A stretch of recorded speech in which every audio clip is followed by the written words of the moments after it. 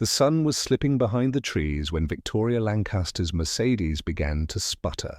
At first, it was just a soft hiss, a tiny sound under the hum of the engine, but within seconds, the dashboard lit up like a Christmas tree. Red lights, warnings, and then silence.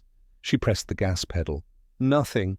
Perfect, she muttered, exhaling through gritted teeth as the car coasted to a reluctant stop on the side of the empty road. The only response was the distant chirp of crickets and the whisper of the wind moving through the cornfields. Her phone screen blinked weakly. No signal. Of course, Victoria leaned her head back against the leather seat and closed her eyes. It was supposed to be a perfect evening, a dinner at the Hawthorne Club, where she was finally meeting the perfect man her colleague Amanda had arranged.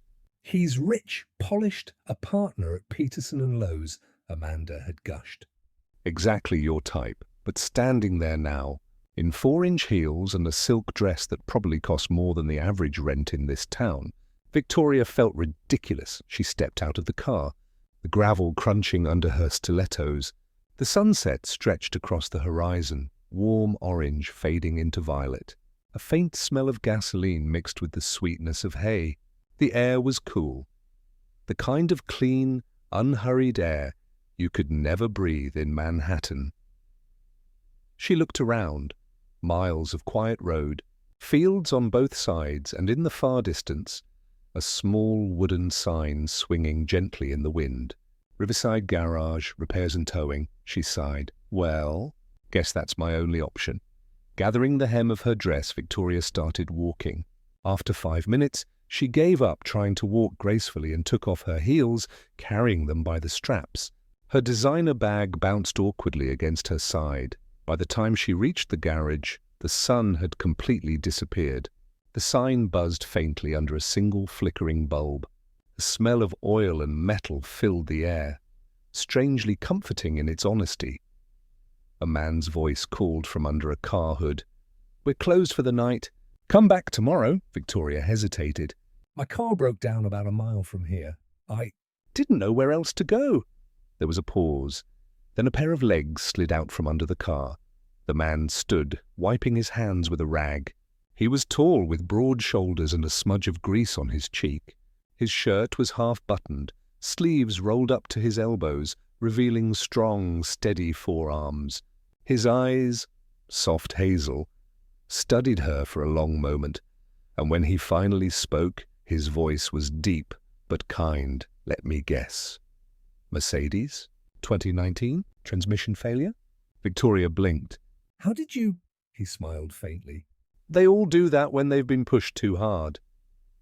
Something in his tone wasn't mocking, just matter of fact, as if he had seen this 1,000 times.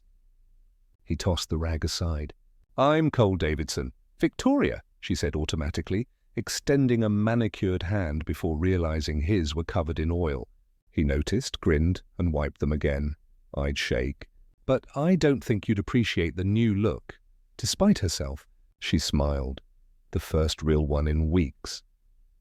Cole grabbed his keys and nodded toward an old blue pickup truck parked outside. "Show me where it died." As they drove, Victoria watched the road roll out before them, the headlights cutting through the dark. The cab smelled faintly of pine and motor oil, but it felt strangely safe. "You live around here?" he asked. "Not exactly. I work in the city. Let me guess, lawyer?" She turned, startled. "How?" he chuckled. The heels, the dress, the expression like you're late to save someone's $1 million deal. "It's a look," Victoria laughed softly. "You're not wrong." When they reached her car, Cole stepped out, opened the hood, and leaned in. He muttered a few things she couldn't understand, then straightened up. "Transmission's gone." "You're not driving this anywhere tonight." Victoria folded her arms, frustrated. "And what do I do?" He glanced toward the dark road behind them. "You can wait here for a tow in the morning. Or," he added after a pause, "you can come with me. My sister's house is a few minutes away. I need to pick up my daughter." "I can drop you back in town after." "You have a daughter?" "Yeah, Lily. 7, smarter than me, and definitely better company." She hesitated. "The city rules. The instincts that told her never trust strangers warred with the quiet sincerity in his voice. Finally, she nodded. All right. When they arrived at a small white house, the porch light was already on. A little girl ran out, pigtails bouncing. "Daddy!" She squealed, throwing herself into his arms. Victoria froze. The affection between them was effortless, warm, the kind she hadn't seen in years. Cole introduced her. Lily, this is Miss Victoria. Her car broke down. The little girl turned to her with curious eyes. Hi, Miss Victoria. You're really pretty. Victoria knelt down. "Thank you. You're very kind," Lily grinned. Do you like pizza? Daddy always gets pizza when we have guests. Cole laughed. We don't have guests, sweetheart. This is "An exception." The girl tilted her head. Then she must be special. Victoria's heart softened. For the first time in years, she felt like she wasn't being judged, just seen. Later, as Cole drove her back to town, the cab was quiet except for the hum of the engine. The night air was crisp. The stars stretched endlessly overhead. When they reached her apartment building, she hesitated before opening the door. Thank you for helping me, really, he shrugged, smiling faintly. Just doing my job. As the truck pulled away, Victoria stood there barefoot on the sidewalk, holding her heels. The city lights looked colder than she remembered, and though she didn't know it yet, that broken-down Mercedes had just steered her toward the only road that truly mattered. When Victoria stepped back into Riverside Garage the next morning, the smell of grease and gasoline hit her like a wave of déjà vu. The same flickering bulb buzzed overhead, the same old radio hummed some forgotten country song. She stood there awkwardly clutching her designer handbag, feeling as though she didn't belong. A woman carved from a world of marble, now standing in one, built from rust and dust. Cole was already there, wiping his hands with that same rag she'd seen last night. Morning, he greeted, his voice steady and calm, as if he'd been expecting her all along. Morning, she replied, a little uncertain. Any luck with the car? He gave her a look that was both apologetic and amused. Fine luck, she frowned. "That bad?" Transmission's completely shot, he said, gesturing toward the car. I can fix it, but I'll need to order parts from out of town. Earliest it'll be ready is tomorrow afternoon. Tomorrow? She echoed, disbelief rising. But I have a meeting in the city, he finished for her. Yeah, I figured. But unless you've got a magic wand, that car's not going anywhere tonight. Victoria exhaled sharply and rubbed her temple. Great, just great. Cole studied her for a moment, then asked, You got somewhere to stay? She shook her head. I was planning to drive back tonight. He leaned against the counter, thoughtful. "I can drop you in town after I pick up my daughter from my sister's place." It's not much, but it's better than waiting here all night. Victoria hesitated. She had never been the type to accept help, not from men, not from strangers, and certainly not from a mechanic in a small town. But something in his voice, calm, sure, without even a trace of pity, made her nod. All right, she said softly. Thank you. Don't thank me yet, Cole replied with a grin. I drive slow. They left the garage a little after 5. The late afternoon sun stretched long golden lines across the quiet road. Victoria sat in the passenger seat of his pickup, her silk blouse catching faint glimmers of light. For the first few miles, neither of them spoke. The hum of the engine and the faint country tune from the radio filled the silence. Eventually Cole broke it. "So, lawyer, huh?" She turned to him, eyebrows raised. You remember that?" He smiled. Hard to forget the way you said it, like it was both a badge of honor and a confession. She let out a soft laugh. "That's probably accurate. What kind of law?"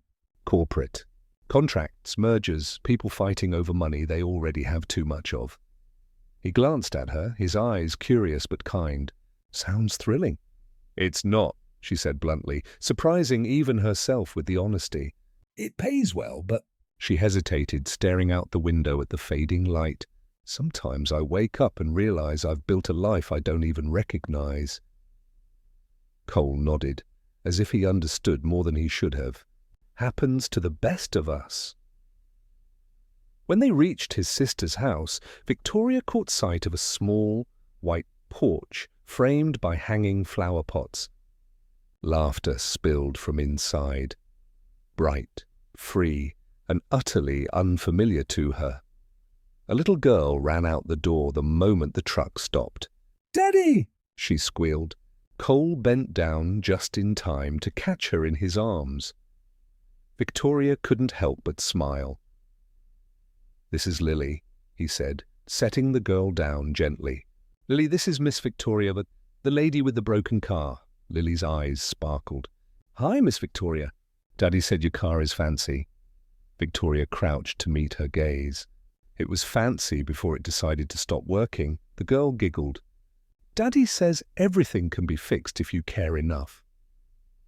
Victoria blinked, the simplicity of the statement landing heavier than it should. "Your daddy's a wise man." "He's okay," Lily replied with a grin, then tugged on her father's sleeve. "Can she come over for dinner?" Cole chuckled. "She probably has plans, kiddo."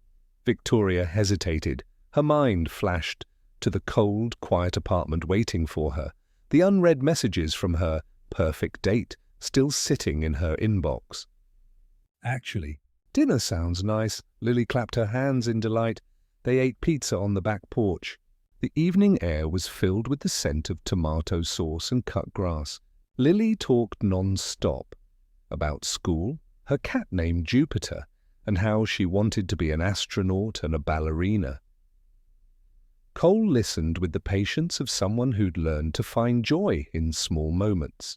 Victoria watched him as he smiled at his daughter, realizing she couldn't remember the last time she'd seen such pure contentment. When Lily ran inside to grab dessert, Victoria turned to him. "You're a good father?" He shrugged. I try." "No," she insisted. "You are. She's happy. That's rare." He looked at her then, and for a brief second, she saw something vulnerable behind his easy smile. Happiness isn't about having everything, you know.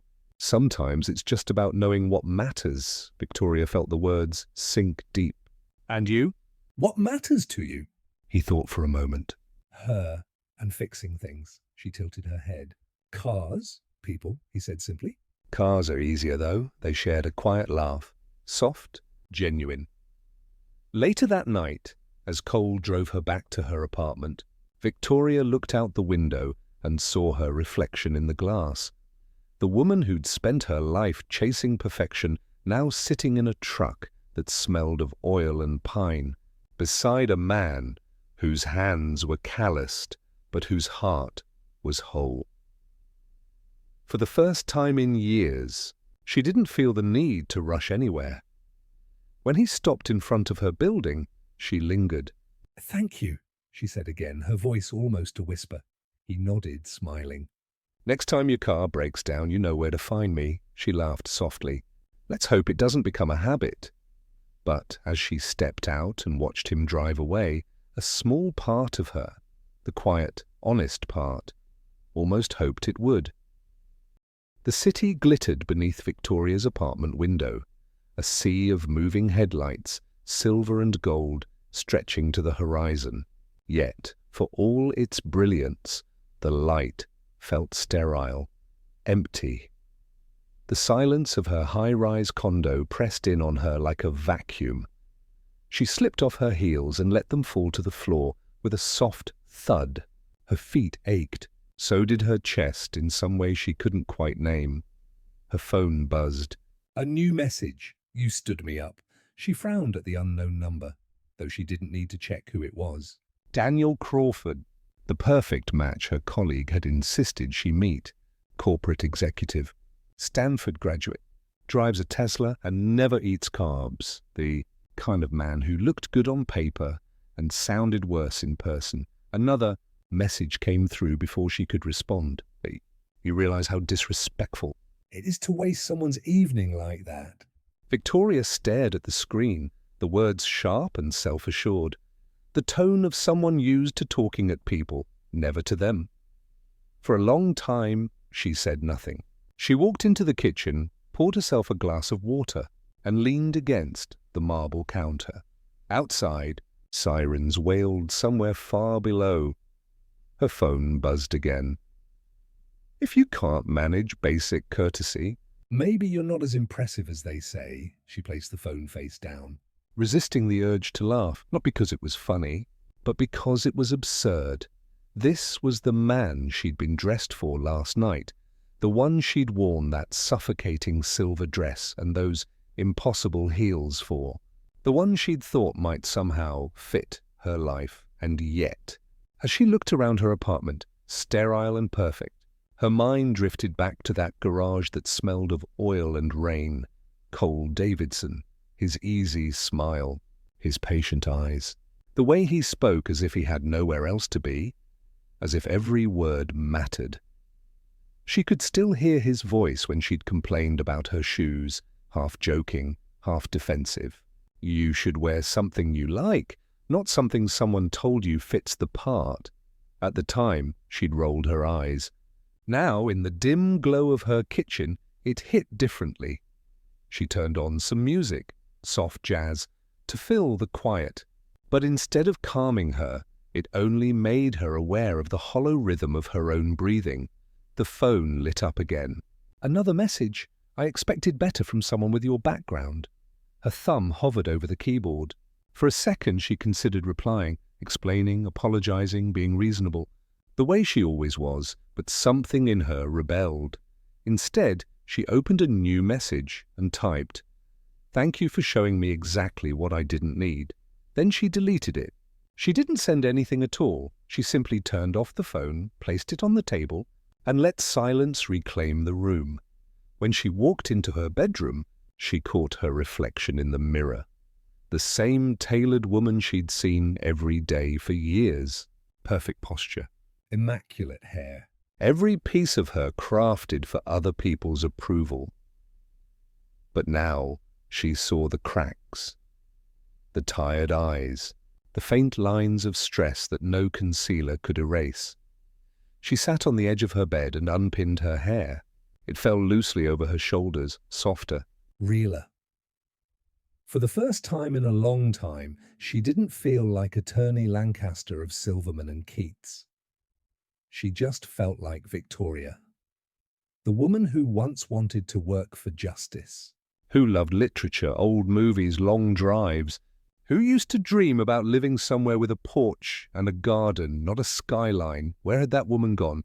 She closed her eyes, and for some reason, her mind brought back the image of Lily, Cole's daughter, with paint on her fingers and laughter in her voice. Daddy says everything can be fixed if you care enough. The words echoed softly, like a small truth tapping against the walls of her mind. Maybe, she thought, some things weren't meant to be replaced. Maybe they were meant to be repaired. The next morning she woke early. The city was still grey with dawn. Instead of checking her email, she made herself coffee and sat by the window. For years, mornings had meant meetings, deadlines, the endless climb. But now she found herself wondering what Cole was doing. If he was already at the garage, if Lily was awake and chattering about her breakfast. She smiled faintly at the thought.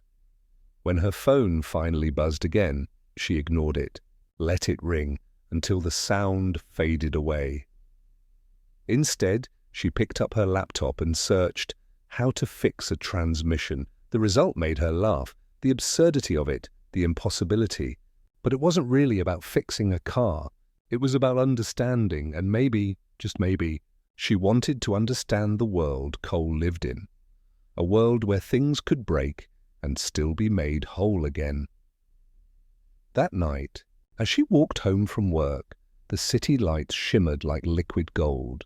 She passed the restaurant where she'd been supposed to meet Daniel.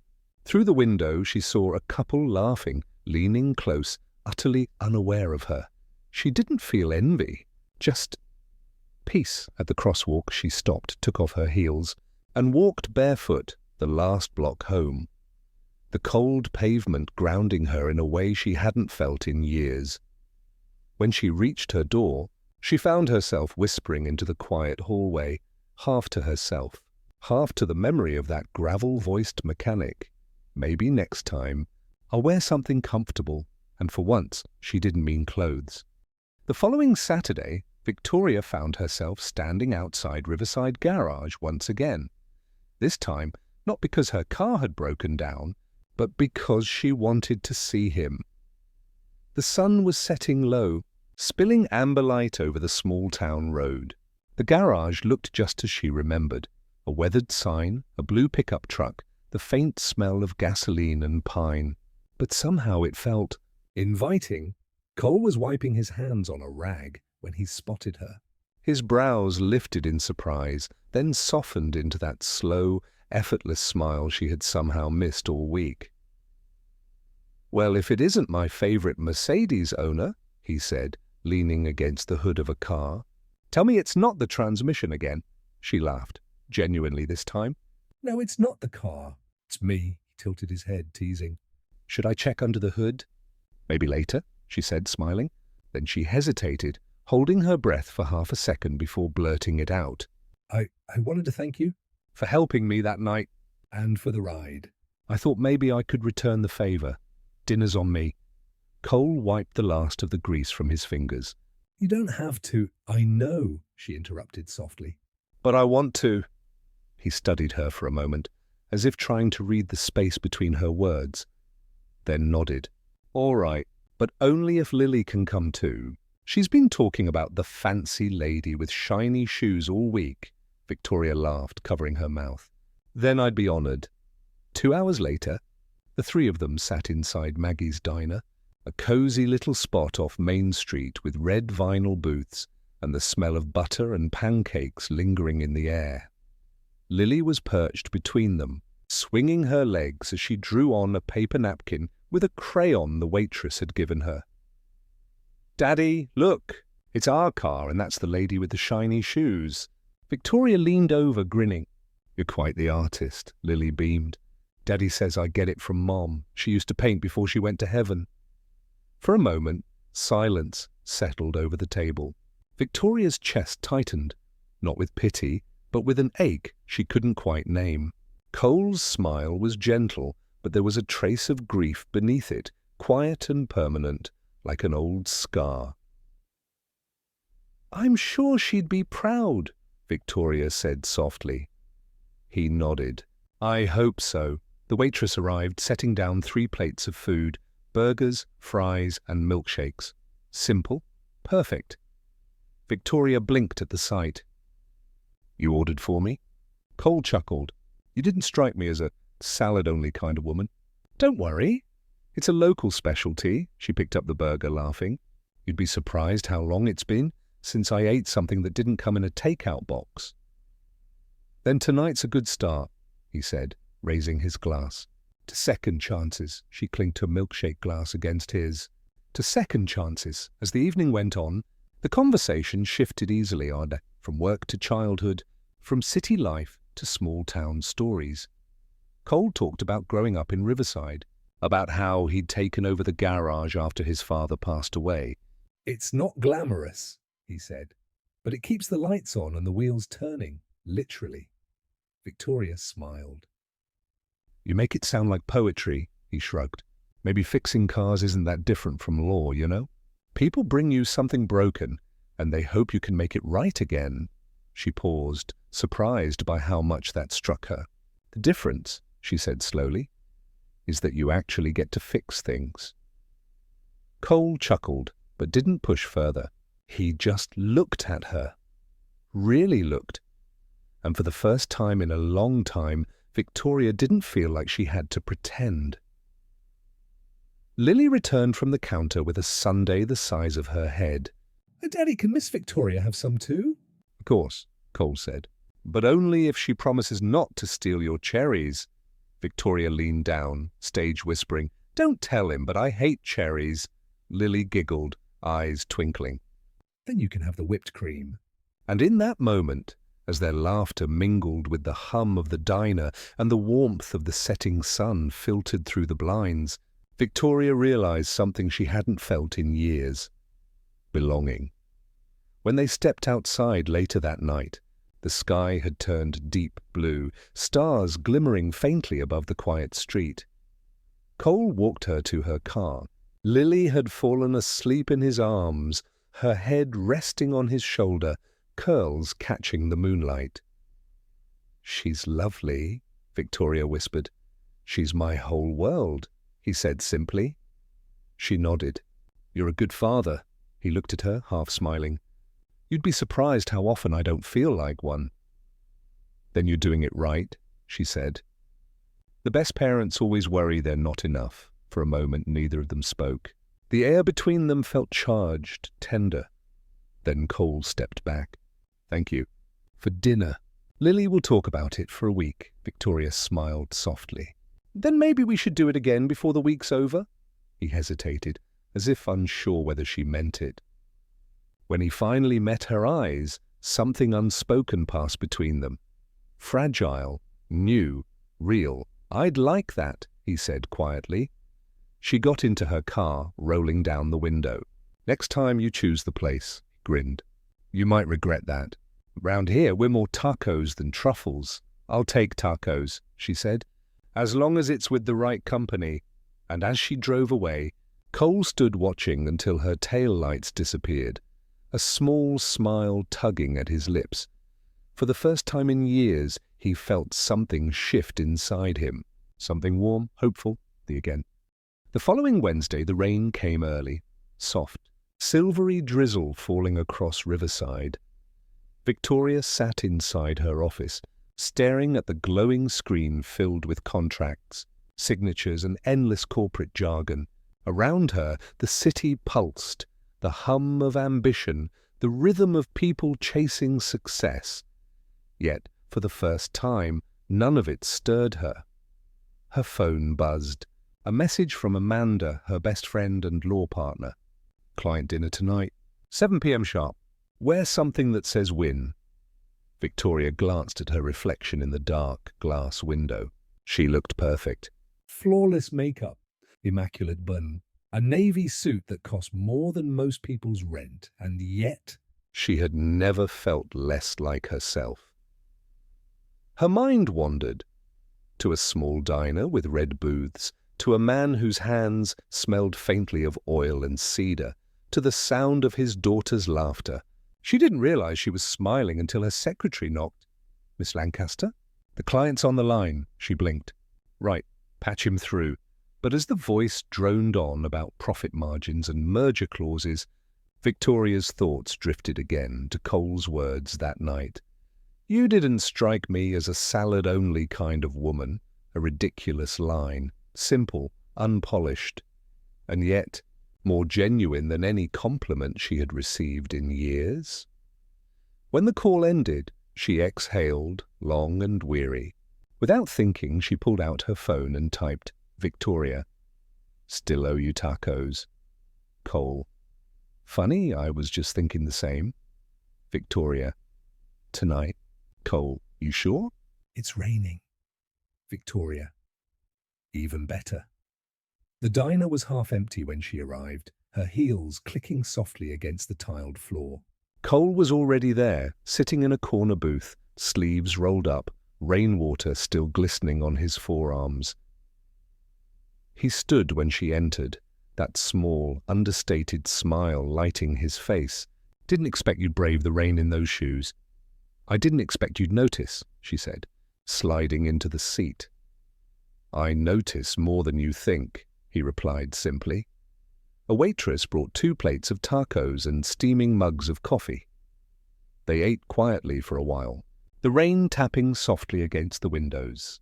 There was no rush, no noise, just the gentle hum of a world that wasn't demanding anything of her. Then Cole asked, almost casually, "So, do you like what you do?" She froze for half a second, taco halfway to her lips. "You mean being a lawyer?" He nodded. "Yeah, you're good at it, right? I'm "Very good at it," she said, smiling faintly. "That's not what I asked." She looked up, meeting his eyes. They were calm, honest, kind of eyes that made lying impossible. "I used to," she admitted quietly. "When I started, I thought I'd be helping people. making a difference." But somewhere along the way it became about winning. Billable hours, appearances, success. Cole nodded slowly. That's a hard thing to admit. Victoria laughed softly, but there was no humor in it. You fix cars, Cole. When something's broken, you can see it, touch it, fix it. In my world, everything's broken, but no one wants it fixed. They just want it spun into gold. He leaned back, studying her. Then why keep doing it? She hesitated. Because it's what I'm supposed to do. Supposed to? He repeated. She nodded. It's what my parents wanted. What Amanda expects. What everyone sees when they look at me. And what do you see? The question landed like a quiet thunderclap. She didn't answer. Couldn't. Instead, she looked away, with the rain outside, at her own reflection in the diner window.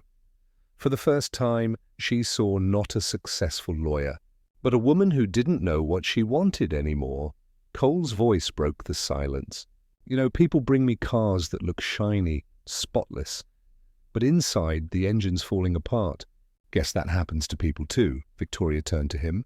You think I'm falling apart? He shook his head. No, I think you're just tired of pretending you're not. For a long moment, neither of them spoke. The rain filled the silence, steady and forgiving. Finally, she smiled faintly. You make it sound so simple. Maybe it is, he said. Maybe happiness isn't about more. Maybe it's about enough. She leaned back, watching him, the corners of her lips curving softly. You should be a philosopher, not a mechanic. Nah, he said, grinning.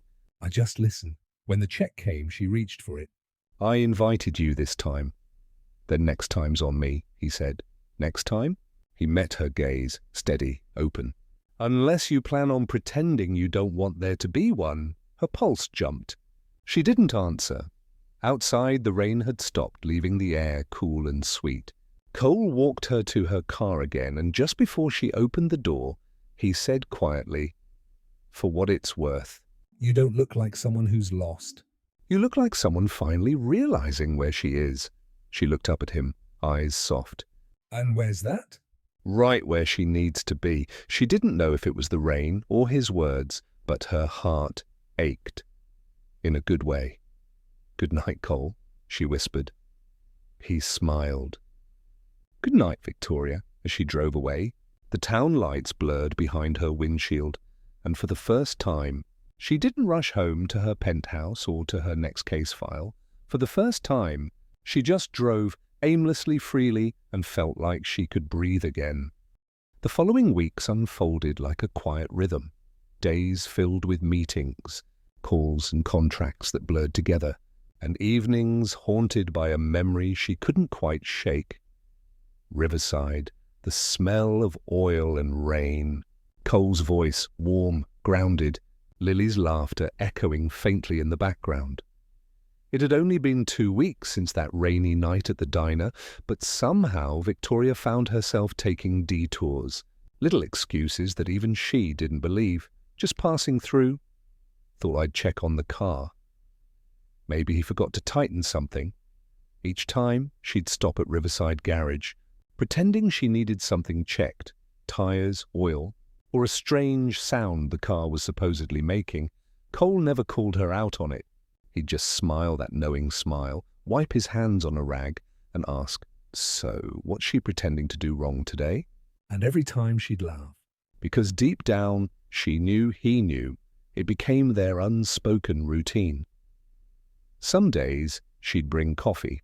Other days, he'd hand her a glass bottle of lemonade from the mini fridge. They'd talked just about everything and nothing. About how he built the garage from scratch after leaving the city. About Lily's obsession with painting rainbows on everything. About Victoria's favorite book, Jane Eyre, and how, for the first time, she admitted that she envied the heroine's courage to walk away from comfort to find herself. Cole listened, his hands always busy, fixing, adjusting, creating. But his eyes never wandered when she spoke. One afternoon, the air smelled like cut grass and warm asphalt. Victoria sat on the hood of her car, watching him work, his forearms flexed under the sunlight, his expression calm, focused. You really like this, don't you? She asked. He didn't look up. Fixing things? Yeah, no, I mean, Being here, this town, this garage. Now he looked at her, really looked. It's not perfect, but it's real. there's a difference. Victoria smiled faintly. Real sounds nice. You say that like it's something you don't get much of? She hesitated, eyes drifting to the road beyond the garage.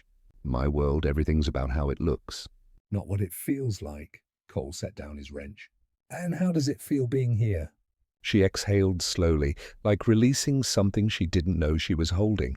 Quiet, but not empty. That made him smile. A slow, Knowing smile that felt like sunlight breaking through clouds.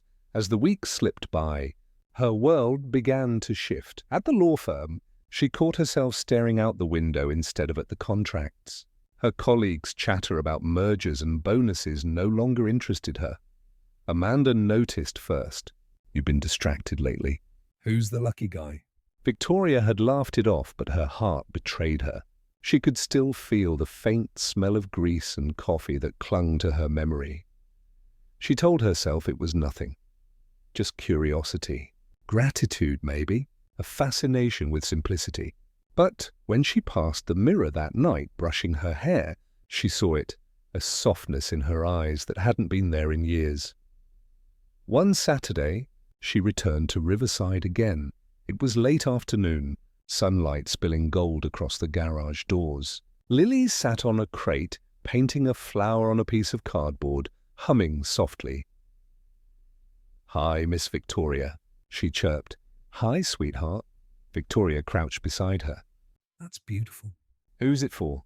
"For Daddy, so he remembers to smile when he's tired." Victoria looked up, and sure enough, there was Cole, under a car, his brow furrowed. Lips pressed into a line of concentration. Something inside her melted. When he rolled out from under the car and saw her, Surprise flashed across his face, followed by warmth. "You again? I was in the neighborhood?" He laughed. "Of course you were." "Don't make fun of me," she said, mock defensive. He stood, wiping his hands. "Wouldn't dare." Their eyes met. Steady, unhurried. That evening, as the sun dipped low, they sat outside the garage on 2 overturned crates, sipping root beer. The air buzzed with crickets and the faint hum of distant traffic.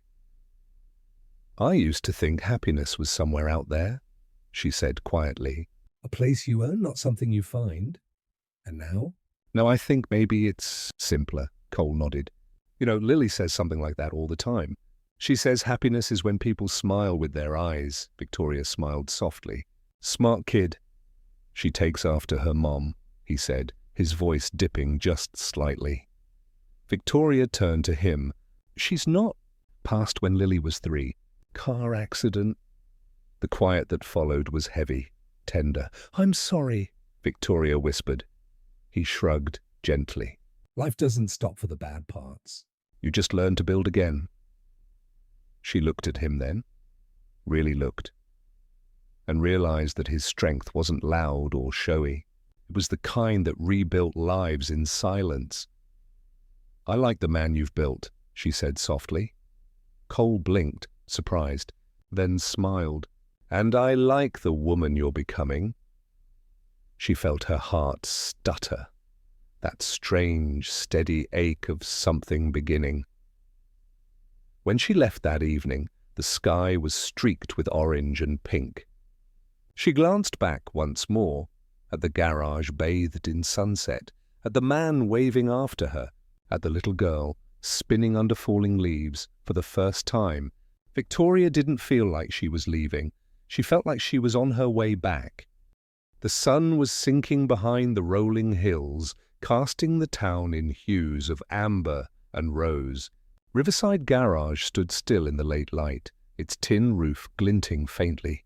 The smell of gasoline mingled with fresh-cut hay drifting from the fields nearby, and somewhere a dog barked lazily in the distance. Victoria leaned against the hood of her car, the metal still warm beneath her palms. Her silk blouse caught the wind, and her hair, usually styled to perfection, was coming loose in soft waves. She didn't care.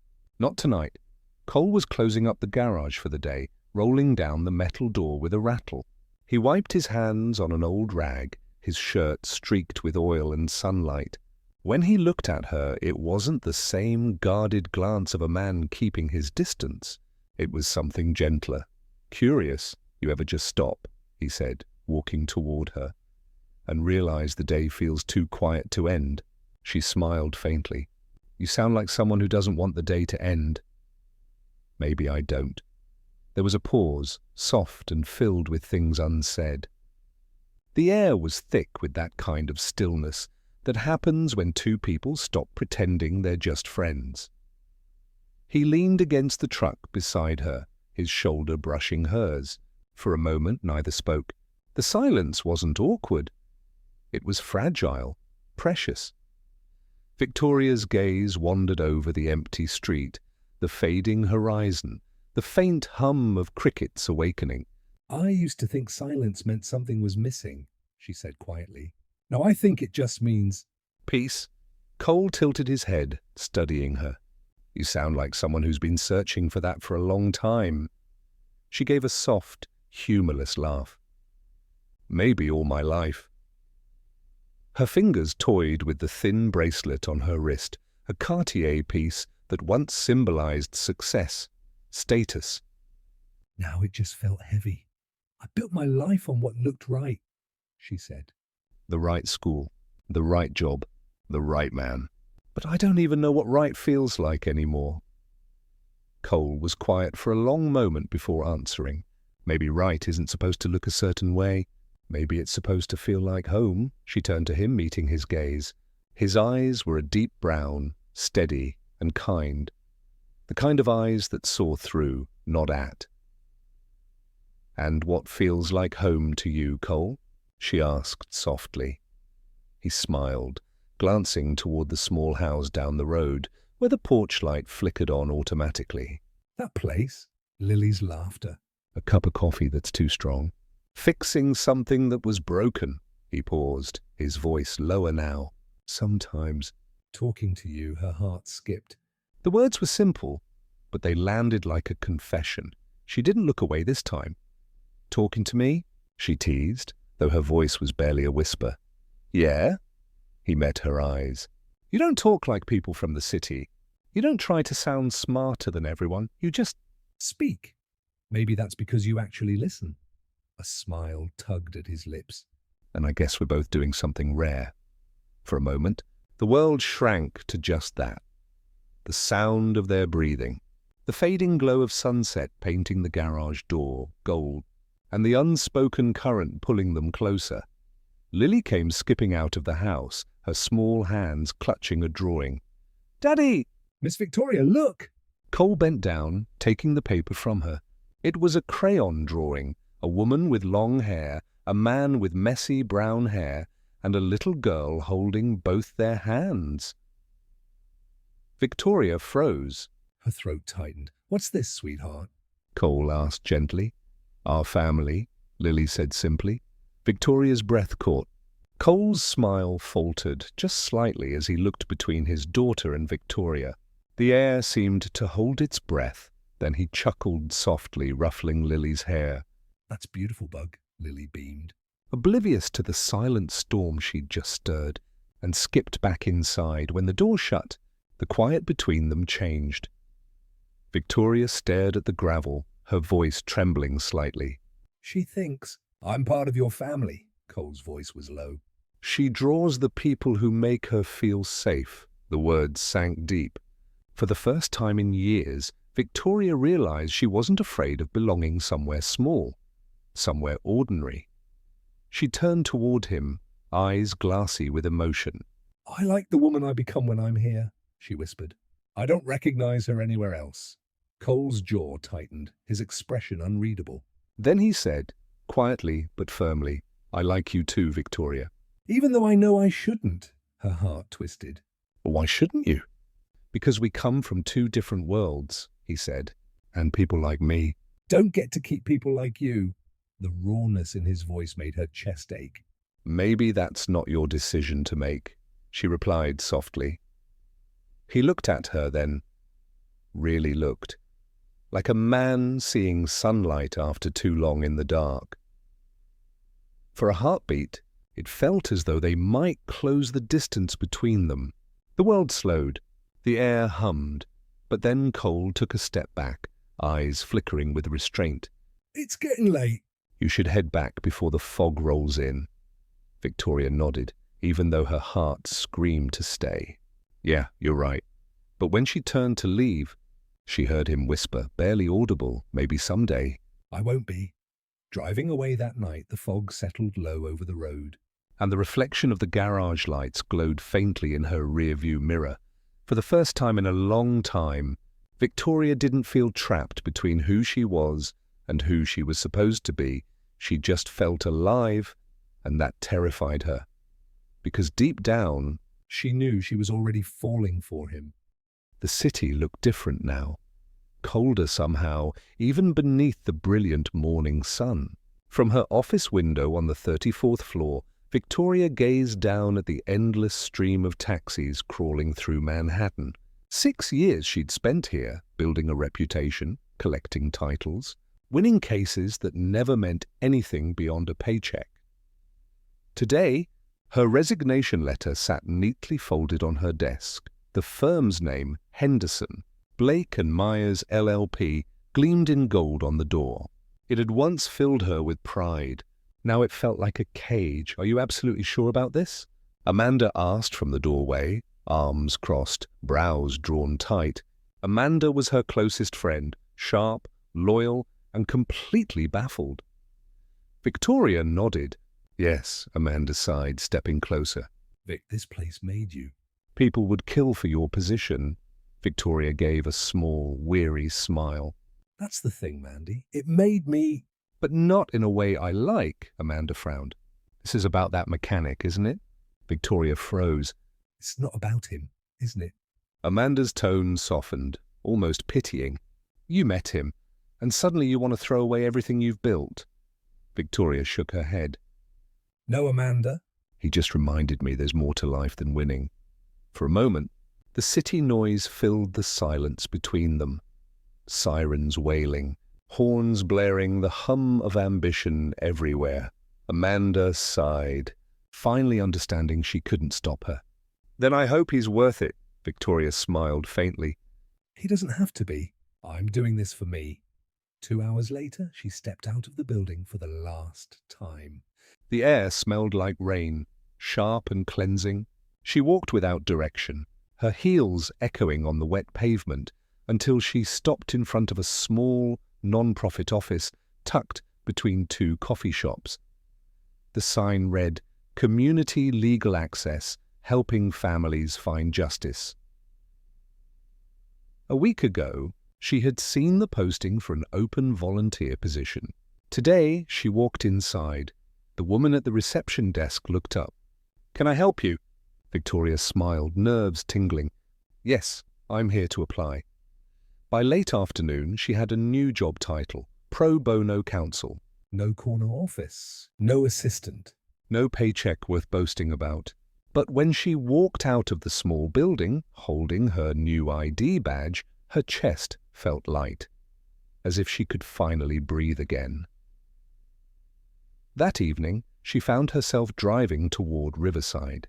The highway opened up before her, the city lights fading behind like a dream she had outgrown. By the time she reached the familiar wooden sign that read, Welcome to Riverside, twilight had already painted the sky in lavender and rose. The garage lights were still on. Cole was leaning over the hood of a car, sleeves rolled up, grease on his forearm. When he saw her car pull in, his expression shifted from surprise to something warmer. Well, he said, wiping his hands with a rag. Look who's driving all the way out here without a flat tire excuse. Victoria laughed, stepping out of the car. For once, my car's perfectly fine. That's suspicious, he teased. So what brings you to this side of the world? She took a breath, the air thick with motor oil and wildflowers. I quit my job, Cole blinked. You what? I quit, she repeated, smiling through the tremor in her voice. Walked out just done. He leaned back against the car, studying her. That's a big move. You sure you're okay? I'm more than okay, she said softly. I'm free. For a moment he didn't speak, just nodded, a slow, proud smile forming.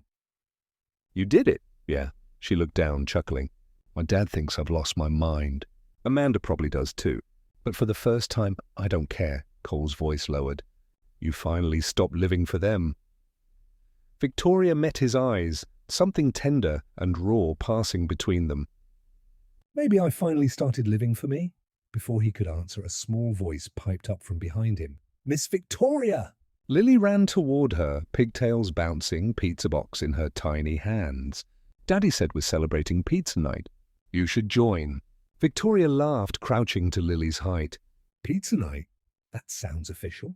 It's very official, Lily said with mock seriousness. Rules are, you have to eat 2 slices and tell one happy thing that happened today. Cole smiled. You heard the boss, Victoria pretended to think. I guess my happy thing is... I quit a job I hated, Lily gasped, wide-eyed. That's awesome. Daddy quit his job too once, Cole chuckled. I didn't quit. I got fired, Bug. Same thing. Lily giggled. They all laughed, and for a moment... The world felt simple again. Later, sitting outside the garage on old wooden crates, the 3 of them ate warm slices under a sky dotted with stars. Victoria leaned back, the cool night brushing against her skin. The laughter, the smell of melted cheese, the faint hum of the countryside, everything felt impossibly peaceful. Cole handed her a beer. To new starts, she clinked the bottle gently. To second chances, they drank in silence, both lost in the moment. Then Cole turned to her, his voice steady but soft. Vic, I need to ask you something. She looked at him, heart skipping.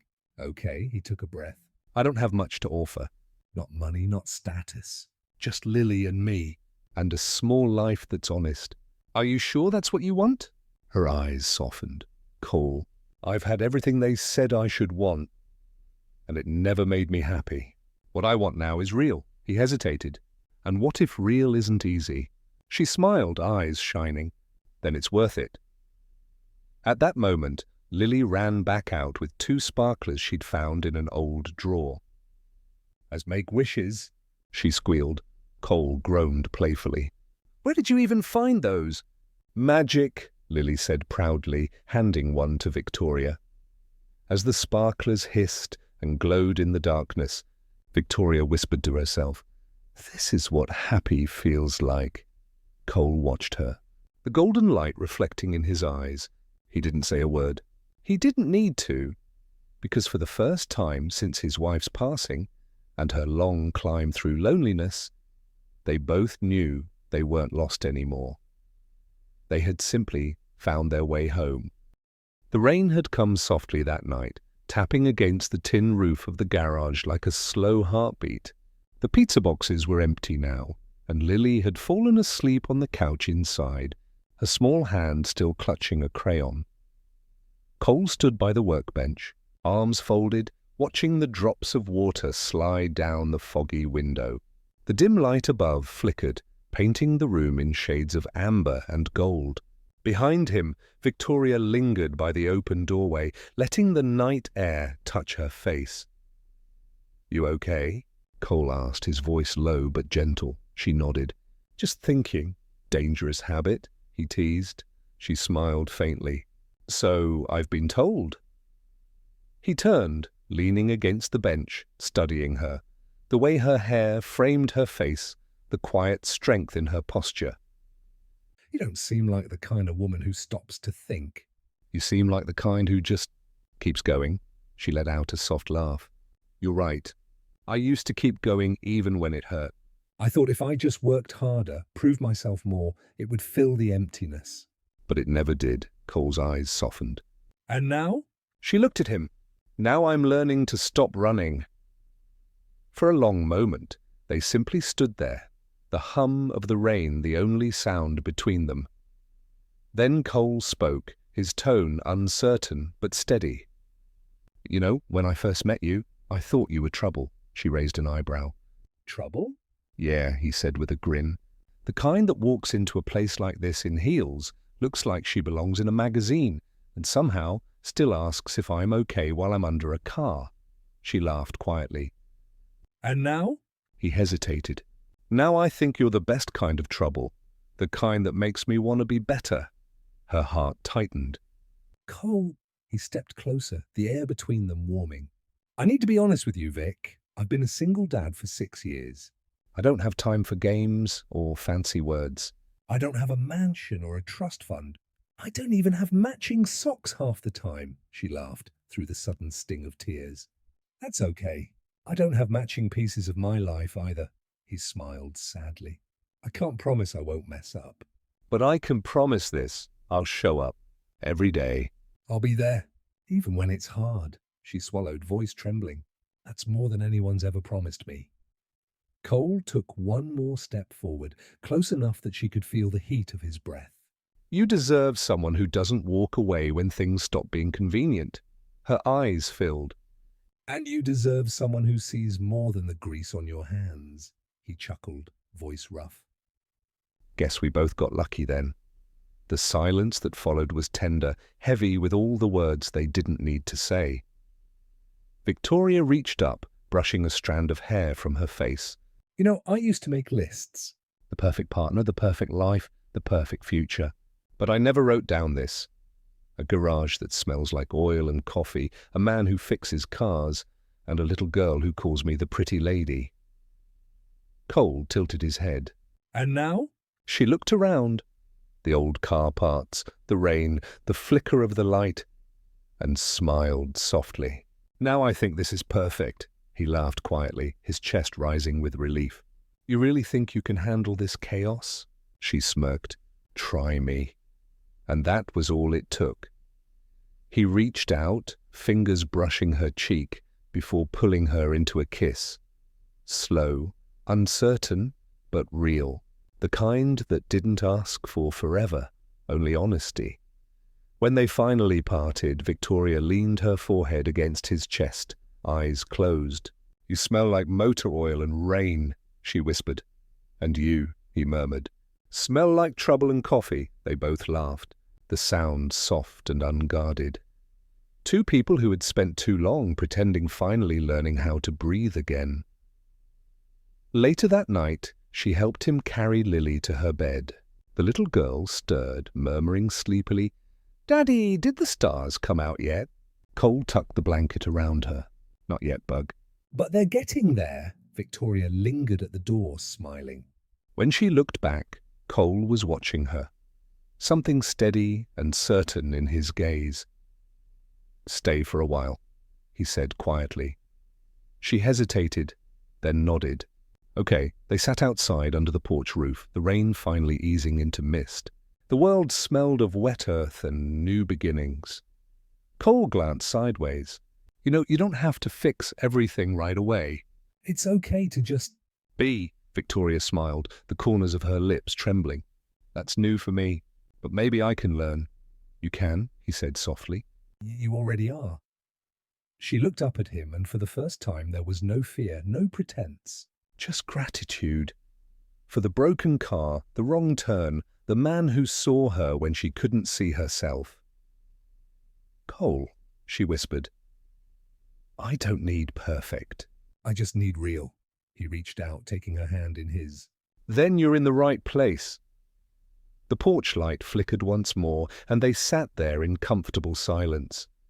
Two souls finding shelter not from the storm, but within it.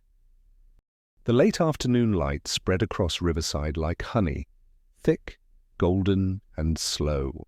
The air carried the scent of cut grass and motor oil, a strangely comforting mix that had come to define home for Victoria Lancaster. It had been a full year since the night of the rain and the confession. A year since she'd said yes, not to marriage, but to staying, to trying. To loving honestly. Now she sat on the wooden steps outside the garage, a glass of lemonade sweating in her hand. Cole was bent over the open hood of a dusty old pickup, humming under his breath to a country tune playing faintly from the radio. Lily was in the yard, sitting cross-legged on the driveway, crayons scattered everywhere, her tongue poking out in concentration as she drew. Victoria leaned her head back, eyes half closed, letting the warmth sink into her skin. It was one of those days where time seemed to slow, not because nothing was happening, but because everything felt right. Cole looked up, wiping his hands on a rag. "You're smiling," he said, walking over. She opened one eye. "That's allowed, isn't it?" "Depends," he teased, sitting beside her. "If it's because of me, then it's definitely allowed." She nudged him playfully. "Maybe it's because of Lily. She's drawing something." He turned his head toward the driveway. "Hey, Bug." "What you got there?" Lily held up the paper proudly. "It's us." "Look, Daddy, that's you, me, and Miss Victoria." "And that's the garage. And that's the sun. See how big it is?" Victoria smiled. "It's beautiful, sweetheart." The little girl beamed. "It's our family," she said, so simply, as if it had always been true. Cole's throat tightened. He exchanged a glance with Victoria, whose eyes shimmered softly. "Yeah, it is," he said quietly. "It really is." For a while they sat in silence, watching Lily draw another sun. Victoria spoke first.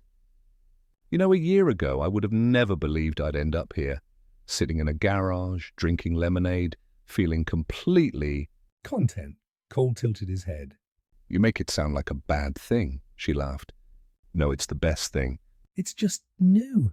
I used to think happiness had to come from big wins, promotions, trophies, luxury apartments. "But this." She gestured at the yard, the sound of Lily humming, the smell of grease. "This feels real." He leaned back, stretching his arms behind him. "That's because it is." She looked at him, eyes glinting. "You always know the right thing to say," he chuckled. "Nah, I just say what's true." Then, as if remembering something, Cole stood up and walked into the garage. She watched him disappear behind the workbench, rummaging through drawers. When he came back, his hands were slightly greasy again, but this time he was holding a small velvet box. Worn at the edges, Victoria froze. He knelt down, not dramatic, not rehearsed. Just quiet, honest, like everything he did. "I don't have diamonds or gold," he began softly. "This was my grandmother's ring. She used to say love doesn't need to sparkle. It just needs to last." Her eyes filled immediately. "Victoria," he said, voice steady now, "you walked into my life because your car broke down." "I thought I was helping you that night, but the truth is, you're the one who fixed me." She laughed through tears. "You're really bad at metaphors," he grinned. "Yeah, but I'm good at loving you." "So, will you marry me?" The world seemed to still. The hum of the cicadas, the low growl of an engine somewhere down the street, Lily's faint humming. Everything softened around that one question. Victoria pressed her hand to her mouth, nodding, tears slipping down her cheeks. "Yes," she whispered, her voice breaking. "Of course, yes." Cole slid the ring onto her finger, a thin band of gold, slightly dented but warm from his touch. It fit perfectly. Lily jumped up, squealing. "Does that mean Miss Victoria's going to stay forever?" Victoria turned, laughing through tears. "Yes, sweetheart. Forever." The little girl clapped her hands and ran to hug them both, squeezing tightly between their arms. Cole kissed the top of her head. "You okay, Bug?" She nodded. "We're a family now." He looked up at Victoria, eyes shining with something deeper than happiness. Gratitude, maybe, or awe. "Yeah," he murmured. "We are." They sat there until the sun dipped low, painting the sky in orange and lavender. The shadows of the trees stretched long across the gravel driveway, and somewhere a dog barked lazily. Victoria leaned her head on Cole's shoulder, watching Lily chase fireflies with a mason jar. "You know," she said softly. "I used to think I was lost when my car broke down that night." He smiled. "And now?" She turned to him, her voice barely above a whisper. "Now I think I finally found my way home." Cole brushed his thumb across her knuckles. "Funny how life works. Sometimes things have to break before they can lead you somewhere better." Victoria looked down at her ring.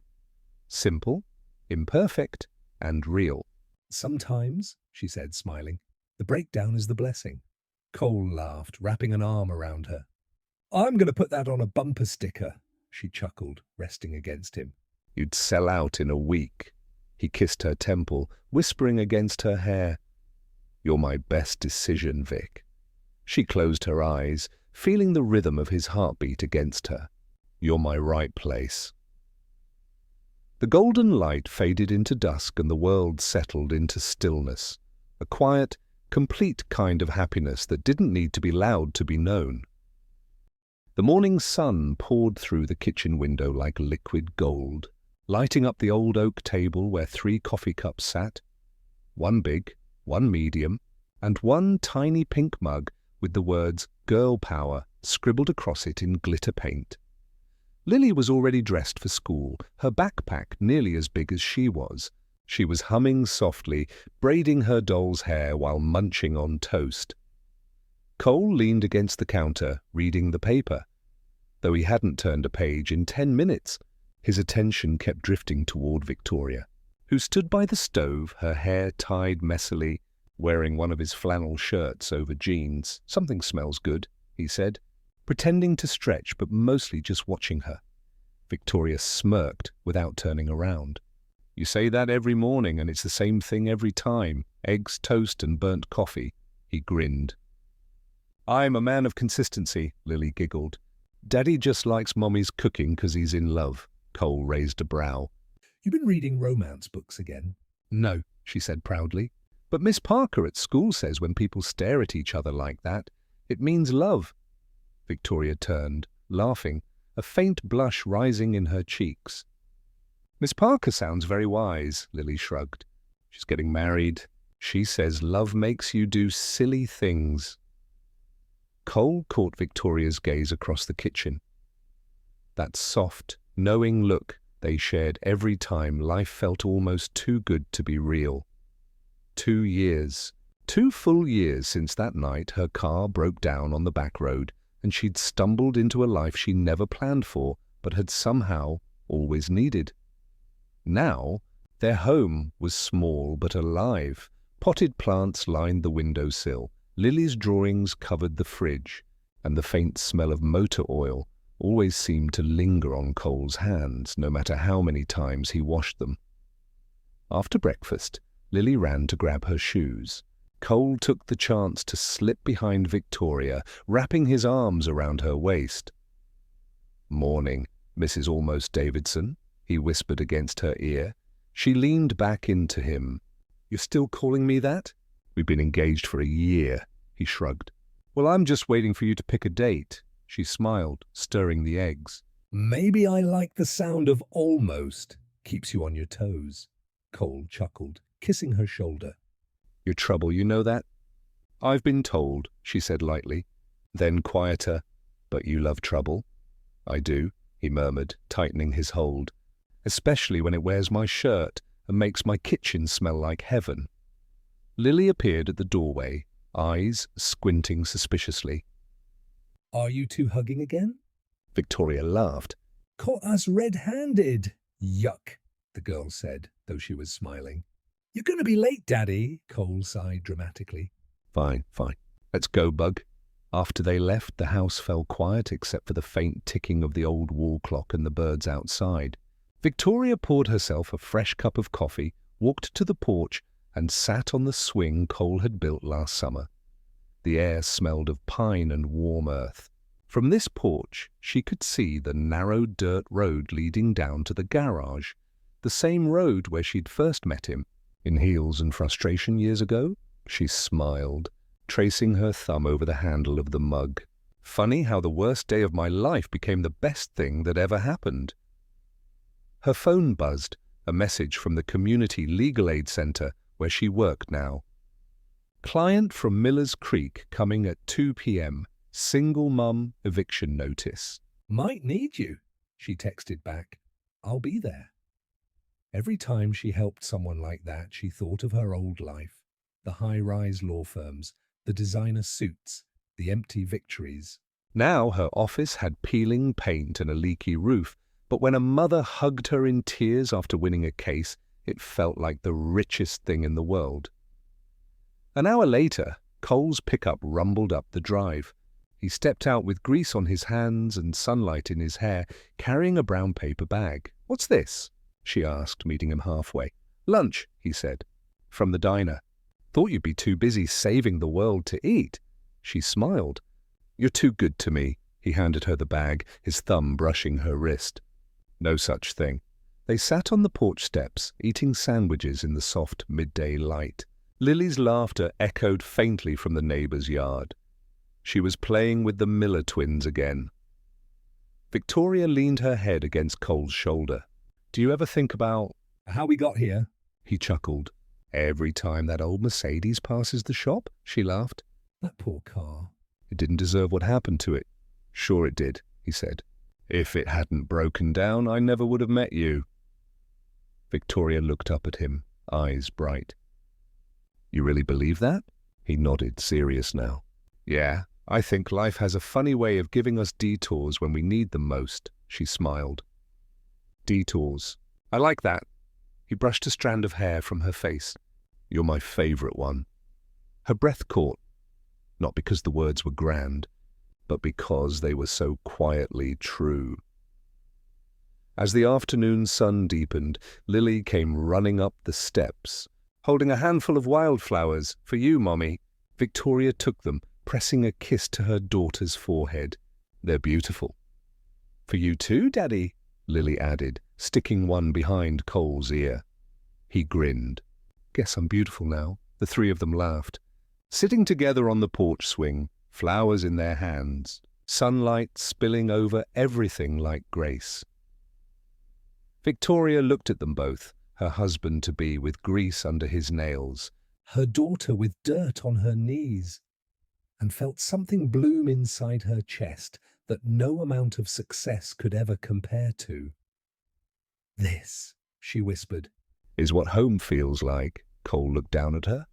"Yeah," he said softly. "It sure is." And as the sun sank low over Riverside, painting the world in hues of amber and peace, Victoria realized she'd stopped searching. The road she'd taken, the wrong turn, the broken car, the unplanned detour had brought her exactly where she was always meant to be. Home.